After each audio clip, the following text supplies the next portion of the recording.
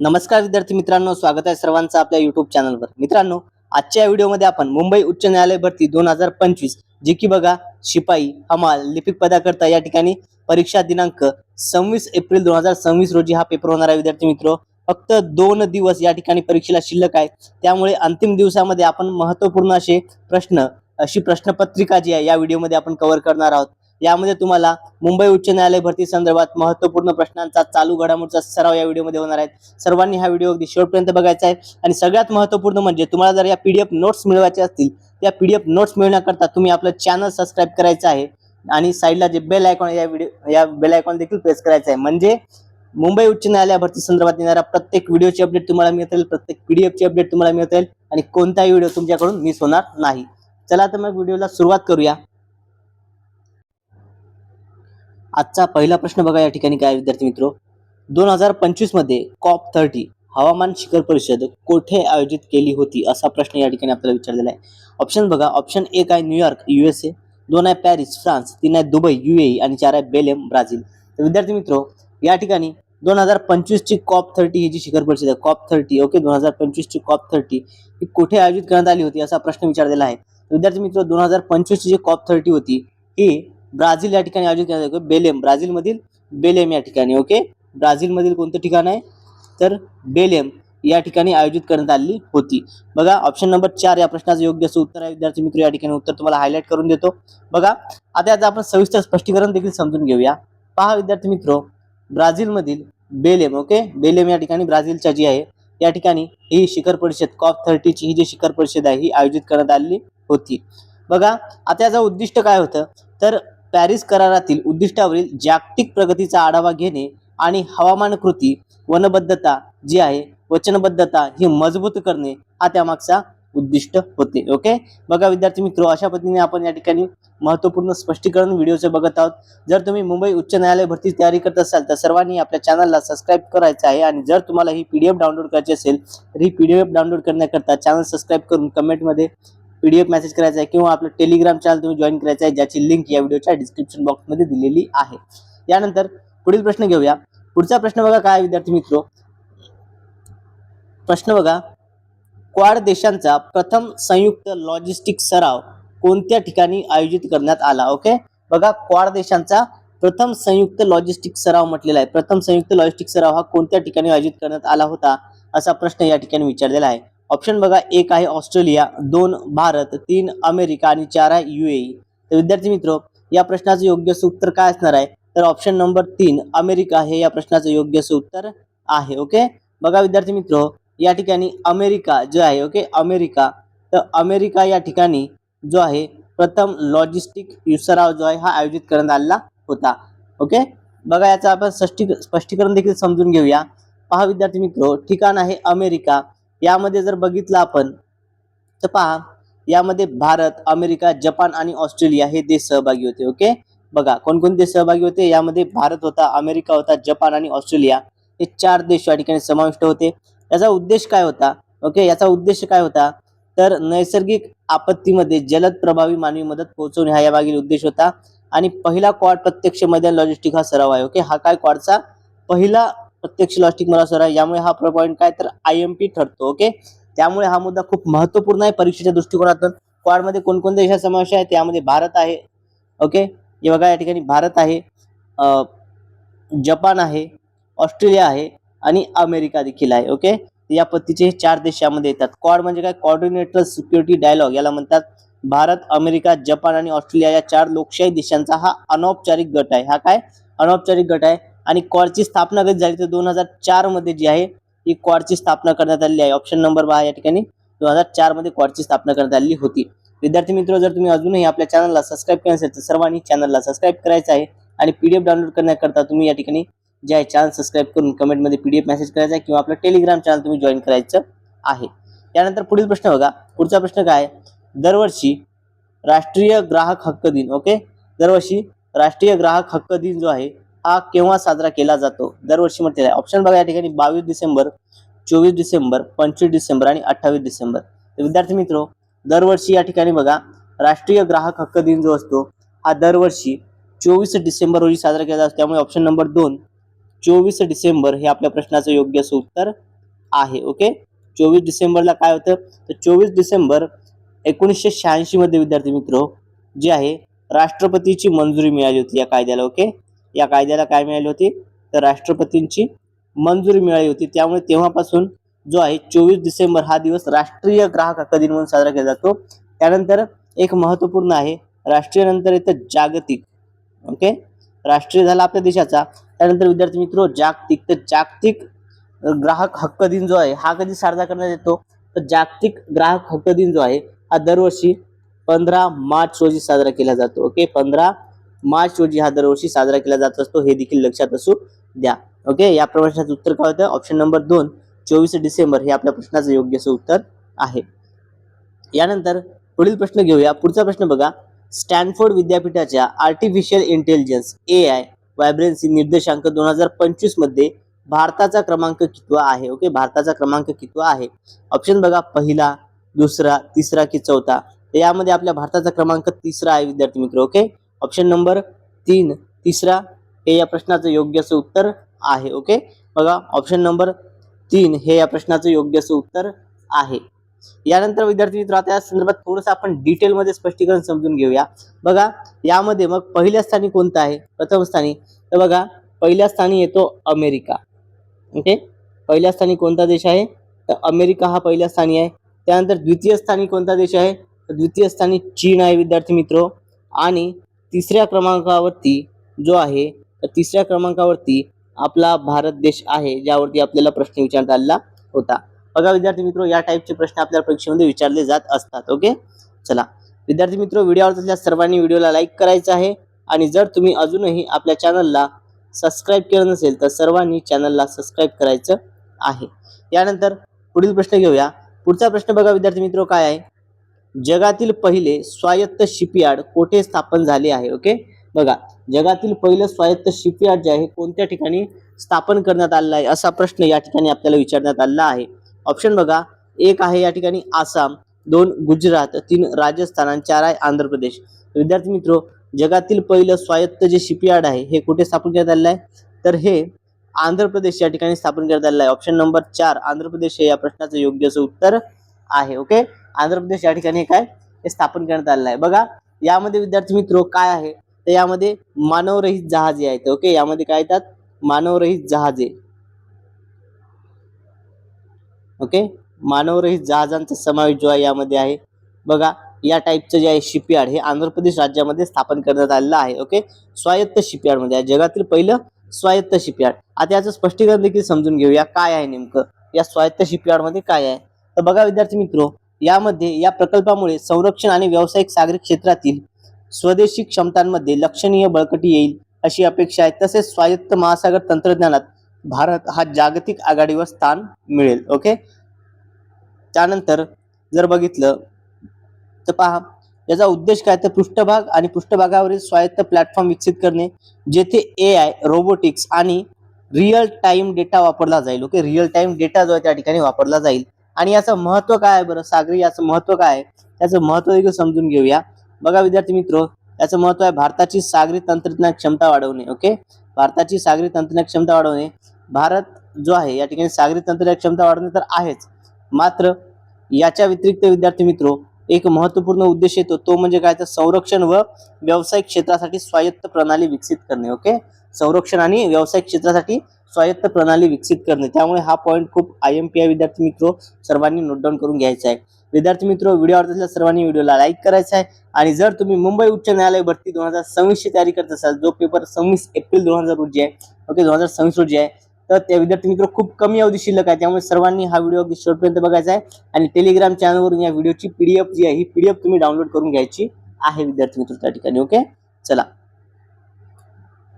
यानंतर पुढचा प्रश्न बघा. पुढील प्रश्न आपल्या स्क्रीनवरती आहे, त्रिसेवेच्या पूर्व प्रचंड प्रहार सराव कोठे आयोजित करण्यात आलेला होता. ओके, बघा त्रिसेवेचा पूर्व प्रचंड प्रहार सराव जो आहे हा कोठे आयोजित करण्यात आलेला होता, असा प्रश्न या ठिकाणी आपल्याला विचारलेला आहे.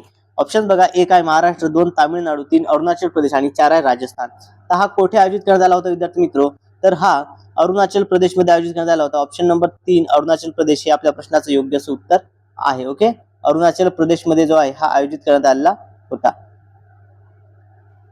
बघा आता याचं आपण स्पष्टीकरण समजून घेऊया. बघा विद्यार्थी मित्रो, हा काय भारतीय सशस्त्र दलांचा समावेश सराव आहे. ओके, हा काय, हा भारतीय सशस्त्र दलांचा सराव आहे.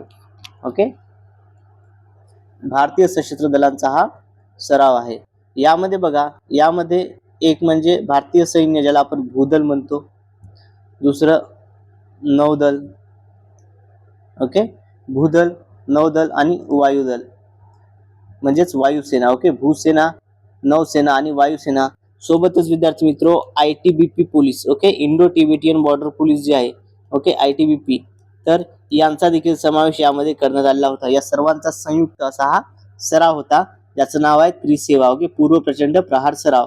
आणि हा कुठे आयोजित करण्यात आला होता, तर हा विद्यार्थी मित्रो अरुणाचल प्रदेश मध्ये आयोजित करण्यात आला होता. कुठे, अरुणाचल प्रदेश, लक्षात असू द्या. ओके, खूप महत्वपूर्ण पॉईंट आपण या ठिकाणी व्हिडिओमध्ये कव्हर करता विद्यार्थी मित्रो, जेणेकरून तुम्हाला या ठिकाणी कुठल्याही पद्धतीचा जर परीक्षेमध्ये प्रश्न आला तर त्या ठिकाणी तुमचा प्रश्न त्या ठिकाणी चुकणार नाही. ओके, चला यानंतर पुढचा प्रश्न बघा.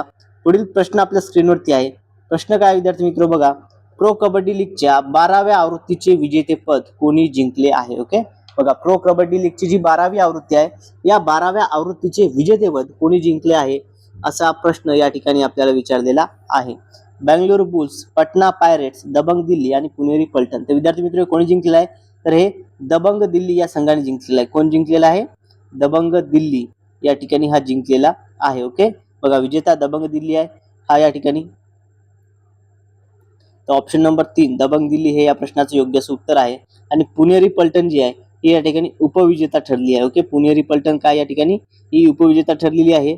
आणि ही आवृत्ती किती होती, तर याची ही 12वी आवृत्ती होती. ओके, प्रो कबड्डी लीगची किती होती, ही 12वी आवृत्ती होती, लक्षात असू द्या. आणि अंतिम सामना देखील या ठिकाणी दिल्ली येथे चालला आहे. ओके, अंतिम सामना देखील काय याचा दिल्ली या ठिकाणी झालेला आहे. आणि दिल्लीचं हे दुसरं विजेतेपद आहे. दिल्लीचं काय आहे, हे दुसरं विजेतेपद आहे. ओके, दुसरे विजेतेपद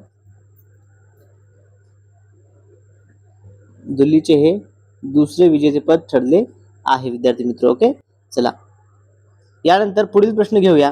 तत्पूर्वी विद्यार्थी मित्र, जर तुम्ही अजूनही आपल्या चॅनलला सबस्क्राईब केलं नसेल तर सर्वांनी आपल्या चॅनलला सबस्क्राईब करायचं आहे. बघा विद्यार्थी मित्र, मुंबई उच्च न्यायालय, ओके, बॉम्बे हायकोर्टची परीक्षा जर या ठिकाणी तुम्ही देत असाल तर सर्वांनी चॅनलला सबस्क्राईब करायचं आहे. कारण की मुंबई उच्च न्यायालयासंदर्भात डेली व्हिडिओज तुम्हाला आपल्या चॅनलवरती बघायला मिळेल. आणि यापूर्वी आपण मुंबई उच्च न्यायालयाच्या खूप साऱ्या प्रश्नपत्रिका आपल्या चॅनलवरती घेतलेल्या आहेत. त्यानंतर पुढचा प्रश्न बघा, खालीलपैकी कोणत्या राज्य सरकारने मुख्यमंत्री सुख शिक्षा योजना, ओके, मुख्यमंत्री सुख शिक्षा योजना जी आहे ती सुरू केली आहे. बघा विद्यार्थी मित्रो, हा प्रश्न खूप महत्वपूर्ण आहे. IMP प्रश्न म्हणून या ठिकाणी नोट डाऊन करून घेऊया. बघा विद्यार्थी मित्रो, ऑप्शन बघा या ठिकाणी आसाम, गुजरात, हिमाचल प्रदेश आणि महाराष्ट्र असे 4 पर्याय दिलेले आहेत.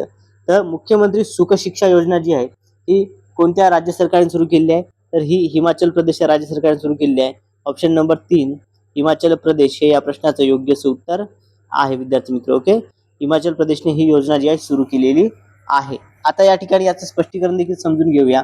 बघा विद्यार्थी मित्र, काय आहे तर यामध्ये विधवा, निराधार, घटस्फोटित महिला, दिव्यांग पालकांची जी मुलं असतात त्यांना शिक्षणासाठी आणि आर्थिक मदत त्या ठिकाणी मिळत असते. ओके, बघा 18+ वर्ष ज्यांचं आहे, 18 वर्षाच्या वरी, ओके, वय वर्ष 18 याच्या वरी ज्याचं शिक्षण असेल, वय असेल, त्यांना काय तर दरमहा 1000 रुपये, दरमहा 1000 रुपये जे आहे राज्य सरकारतर्फे दिल्या जाते. आणि ही कोणाच्या नेतृत्वात सुरू झालेली आहे तर सुखविंदर सिंग सुक्खू. ओके, बघा सुखविंदर सिंग सिक्खू यांच्या नेतृत्वामध्ये ही योजना जी आहे सुरू करण्यात आलेली आहे विद्यार्थी मित्र. पहा याचं स्पष्टीकरण, विधवा, निराधार महिला, घटस्फोटित स्त्रिया आणि अपंग पालक यांच्या मुलांच्या शिक्षण आणि कल्याणासाठी आर्थिक मदत करणे हा या योजनेचा मुख्य उद्देश आहे. ओके, चला यानंतर पुढील प्रश्न घेऊया. पुढील प्रश्न बघा विद्यार्थी मित्र, काय आहे तर या ठिकाणी प्रश्न पहा, पहिला लता दीनानाथ मंगेशकर पुरस्काराने कोणाला सन्मानित केले आहे. ओके, पहिल्या लता दीनानाथ मंगेशकर पुरस्कार जो आहे पहिला हा कोणाला प्रदान करण्यात आलेला आहे. ऑप्शन बघा, 1 आहे नरेंद्र मोदी, 2 धर्मेंद्र दास, 3 रतन टाटा आणि 4 नितीन गडकरी. तर विद्यार्थी मित्र, हा जो पुरस्कार मिळाला होता पहिला तर हा देशाचे आपल्या पंतप्रधान श्री नरेंद्र मोदीजी यांना मिळाला होता. त्यामुळे ऑप्शन नंबर 1 नरेंद्र मोदी हे या प्रश्नाचं योग्य असं उत्तर आहे. ओके, नरेंद्र मोदी हे या प्रश्नाचं योग्य असं उत्तर आहे विद्यार्थी मित्र. बघा याचं स्पष्टीकरण समजून घेऊया. बघा, लता दीनानाथ मंगेशकर पुरस्कार या ठिकाणी 2022 मध्ये नरेंद्र मोदीजी यांना मिळाला, 2023 मध्ये आशा भोसलेजी यांना मिळाला, 2024 मध्ये अमिताभ बच्चनजी यांना आणि 2025 मध्ये कुमार मंगलम बिर्ला यांना मिळाला. 2025 लक्षात द्या, कुमार मंगलम बिर्ला हा पॉईंट आवश्यक आहे, परीक्षेमध्ये विचारण्याचे चान्सेस खूप आहेत. बघा विद्यार्थी मित्रो, तुम्ही जर अजूनही आपल्या चॅनलला सबस्क्राईब केलं नसेल तर सर्वांनी चॅनलला सबस्क्राईब करायचं आहे. साईडला जे बेल आयकॉन आहे याला देखील प्रेस करायचं आहे, म्हणजेच मुंबई उच्च न्यायालयासंदर्भात येणाऱ्या प्रत्येक व्हिडिओची अपडेट तुम्हाला मिळत राहील. कोणताही व्हिडिओ तुमच्याकडून मिस होणार नाही. आणि जर तुम्हाला ही स्पष्टीकरणावाली PDF डाउनलोड करायची असेल तर PDF डाउनलोड करण्याकरता तुम्ही आपलं टेलिग्राम चॅनल जॉईन करायचं आहे, ज्याची लिंक या व्हिडिओच्या डिस्क्रिप्शन बॉक्समध्ये दिलेली आहे. किंवा चॅनल सबस्क्राईब करून कमेंटमध्ये मला तुम्ही या ठिकाणी PDF मेसेज करायचा आहे, तुम्हाला लिंक त्या ठिकाणी सेंड करून दिल्या जाईल विद्यार्थी मित्र. ओके, चला यानंतर नेक्स्ट क्वेश्चन घेऊया. पुढील प्रश्न बघा, कोणत्या राज्यात NHAI ओके NH45 वर भारतातील पहिला वन्यजीव सुरक्षित रस्ता सुरू करण्यात आलेला आहे. ओके, कोणत्या राज्यामध्ये पहिला काय वन्यजीव सुरक्षित रस्ता हा सुरू करण्यात आलेला आहे असा प्रश्न या ठिकाणी विचारलेला आहे. तर ऑप्शन बघूया या ठिकाणी. ऑप्शन बघा विद्यार्थी मित्र, काय आसाम, गुजरात, राजस्थान की मध्य प्रदेश. तर या ठिकाणी जो आहे भारतातील पहिला वन्यजीव सुरक्षित रस्ता हा मध्य प्रदेश या राज्यामध्ये सुरू करण्यात आलेला आहे. Okay, Madhya Pradesh option number 4 हे या प्रश्नाचं योग्य असं उत्तर आहे विद्यार्थी मित्र. ओके, मध्य प्रदेश मध्ये हा जो आहे सुरू करण्यात आलेला आहे.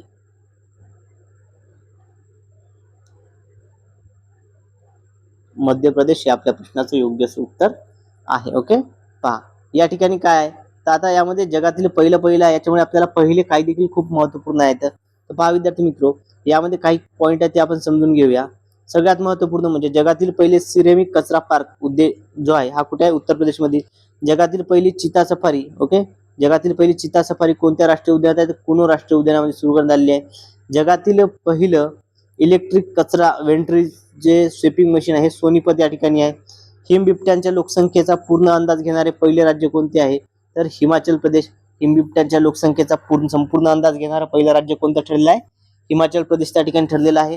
आणि देशातील पहिली महिला टुरिस्ट फ्रेंडली राज्य ओके देशातील पहिले महिला टुरिस्ट फ्रेंडली राज्य कोणतं ठरलेलं आहे, तर ते केरळ ठरलेलं आहे त्या ठिकाणी विद्यार्थी मित्र. ओके, त्या ठिकाणी सर्व पॉईंट आपण कव्हर करतो आहोत, जेणेकरून तुम्हाला देशातील पहिलं जगातील पहिलं कुठल्याही पद्धतीने जर प्रश्न विचारता त्या ठिकाणी तुमचा तो कव्हर झाला पाहिजे, चुकता कामा नाही. ओके, चला स्पष्टीकरण आवडलं असल्यास सर्वांनी व्हिडिओ लाईक करायचा आहे. आणि जर तुम्ही अजूनही आपल्या चॅनलला सबस्क्राईब केलं नसेल तर सर्वांनी चॅनलला सबस्क्राईब करायचं आहे. त्यानंतर पुढील प्रश्न घेऊया. पुढचा प्रश्न बघा विद्यार्थी मित्र, काय आहे, भारताने ओके पहा भारताने कोणत्या देशासोबत या ठिकाणी बघा काय म्हटलेलं आहे, भारताने कोणत्या देशासोबत initiative on critical and emerging technologies हा उपक्रम सुरू केला आहे. ओके, बघा या ठिकाणी ऑप्शन बघा, ऑस्ट्रेलिया, अमेरिका, भारत आणि UAE. तर विद्यार्थी मित्र या प्रश्नाचं योग्य असं उत्तर आहे ऑप्शन नंबर 3. अमेरिकेसोबत भारताने जो आहे initiative and critical and emerging technology हा उपक्रम जो आहे हा सुरू केलेला आहे. अमेरिका हे आपल्या प्रश्नाचं योग्य असं उत्तर आहे विद्यार्थी मित्र. ओके, बघा आता या ठिकाणी विद्यार्थी मित्र याचं स्पष्टीकरण देखील समजून घेऊया आपण. पहा काय आहे यामध्ये नेमकं, तर USA सोबत हा सुरू झालेला आहे. बघा innovative and critical and emerging technologies यामध्ये काय असते, तर सहकार ओके सरकार, व्यवसाय आणि शिक्षणातील संस्थांमधील धोरणात्मक तसेच तंत्रज्ञान भागीदारी संरक्षण याकरता काय औद्योगिकमध्ये काय सहकार्य करणार. ओके, या ठिकाणी सहकार्य त्या ठिकाणी करणार असं त्यामध्ये म्हटलेलं आहे. त्यानंतर पुढील प्रश्न बघा. पुढचा प्रश्न आपल्या स्क्रीनवरती आहे विद्यार्थी मित्र.